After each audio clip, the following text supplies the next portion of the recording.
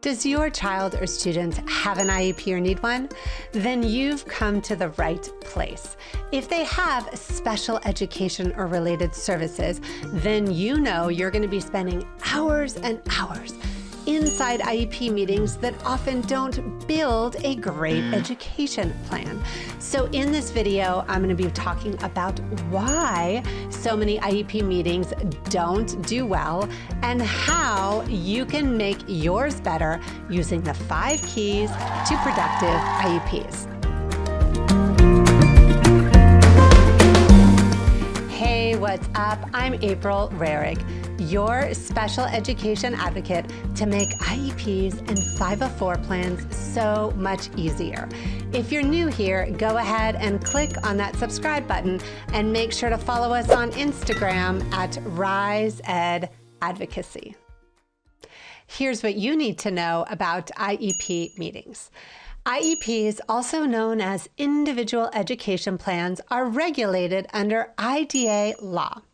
The problem is, pro tip, most of the time when you're sitting inside an IEP meeting, everyone is spending so much time on what the IEP process looks like instead of how to make those meetings more productive.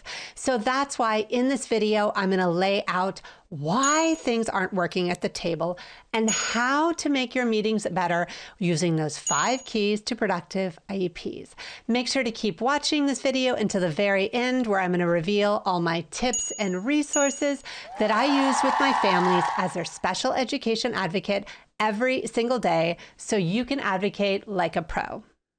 So let's dive in. In order to follow along with all those things that I'm going to talk about regarding the 5 keys to productive IEPs, make sure to check out our guide, the 5 keys to productive IEPs. Grab it in the link in the description below. So what is the first thing that we need to start out? Starting out, key 1 is comprehensive IEP assessments. What am I talking about? I'm talking about sufficiently comprehensive assessments that talk about your child's strengths, unique learning needs, how to remediate their skills, recommendations. All of that is going to build that sound, solid foundation.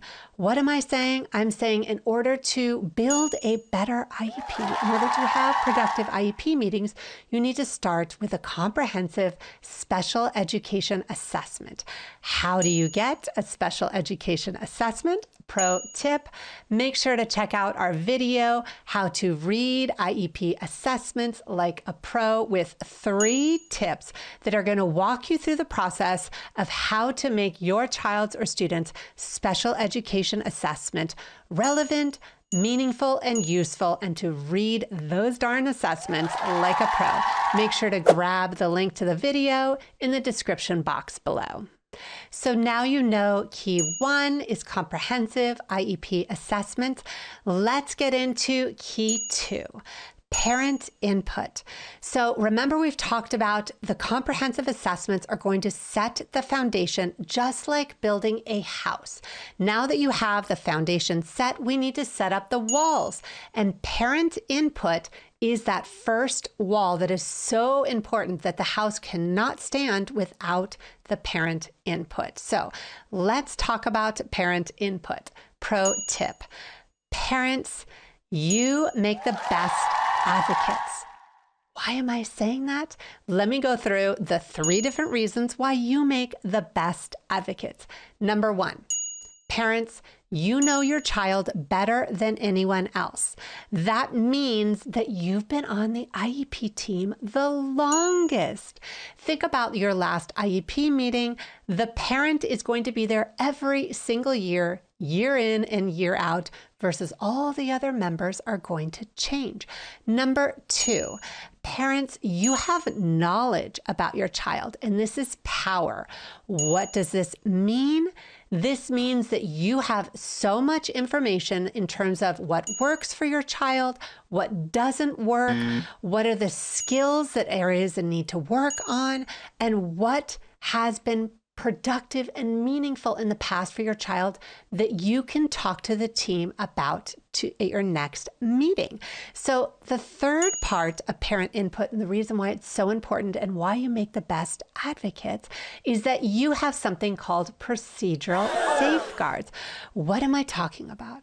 I'm talking about under IDA law, you have many rights where you have access to your child's records. You're able to view the information, and you are part of the IEP team. Yep, pro tip, that's absolutely true. That means you can make suggestions for changes on the IEP. You can ask for drafts. Don't worry, I'm going to talk about this in a minute. And you can even contribute when it comes to developing an IEP or an assessment. I'm going to talk about this in a little while too. So don't forget, parents, why you know your child better than anyone else. You have knowledge and you have procedural safeguards. So now we've talked about parents and why you make such a great input. You know the information, but how are you going to meaningfully participate? Well, I've developed this workshop called the Parent Participation Workshop just for you families that lays out what to ask for, how to get it, and shows you exactly the words that you need to do and what you need to write to communicate with your team to make your meetings so much better. So unlike everyone else on the team that comes with nothing in your hand, you want to make sure to walk in the door to have all the skills and resources and have all the tools that you need to advocate and meaningfully participate. So make sure to grab in the link below the guide to the workshop that lays out everything you need, including, pro tip, tons of fillable templates. So now we've talked about key 1, having to do with IEP assessments, key 2, parent input. It's time to dig into key 3, having to do with team collaboration. Let's talk about what is team collaboration. Think about it right now. When you go to an IEP meeting, it should be run like a business meeting. This means that parents and teachers need to reach across the aisle. In order to collaborate, you have to be able to communicate differently. What does this look like? This looks like communicating before, during, and after the IEP to collaborate. So if you're an IEP team member, this means talking before the meeting about, okay, what are you seeing? What are your concerns? What are you going to be talking about at the meeting? How is it going? Jointly putting together goals. If you're a parent, that means communicating with the team before. Here's my concerns. Here's what we talked about. Here's the proposed agenda. All of that, by the way, I go through in my parent workshop. So collaboration is a team approach, and we need to focus on communication. How can you get there? Make sure to check out my guide, The 7 Steps for Success when it comes to school meetings. Check it in the link below in the description box that lays out all the different things that you want to think about, whether you're a parent or a teacher or an admin, in order to collaborate like a pro.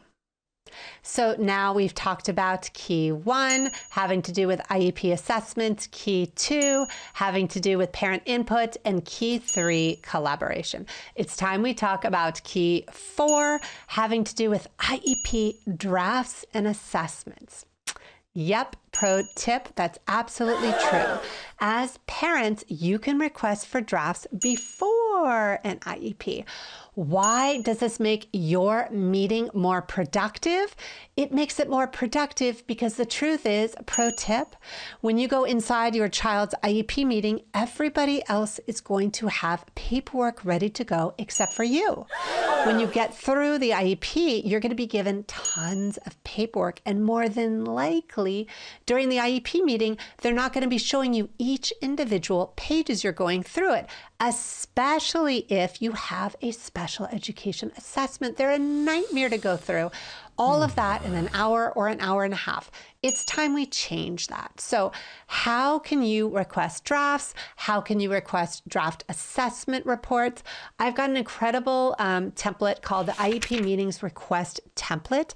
Anytime you have an IEP meeting coming up that shows you how to request for a meeting or how to respond to an IEP notice, and also gives you the words that you need to use with fillable templates to say, I would like this as a draft. I would like the team to review and consider information. Here is my parent input. Here's the type of meeting I would like. Here's the proposed goals.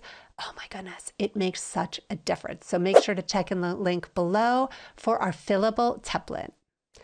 So we've been talking about all of these keys, right? We have the key 1, which is setting the foundation with comprehensive IEP assessment.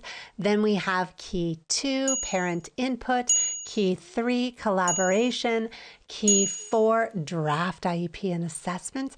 Now it's time for key 5, outcome-based IEPs. That forms the roof based on all the other keys that we've already talked about. So what are outcome-based IEPs? Outcome-based IEPs are going to be based on the child's individual learning needs, and it doesn't have to do with very generic or what's called standard fare in special education, meaning that everything is going to be needs-based. What does needs-based come from? Those IEP comprehensive assessments we talked about earlier. So everything needs to be individualized and personalized because we've gotten the grade assessment, we've gotten the parent input, we've gotten the collaboration, and we've gotten the drafts. So outcome-based IEPs are also going to be specific and measurable and describe what does it look like with baselines that are understandable and achievable.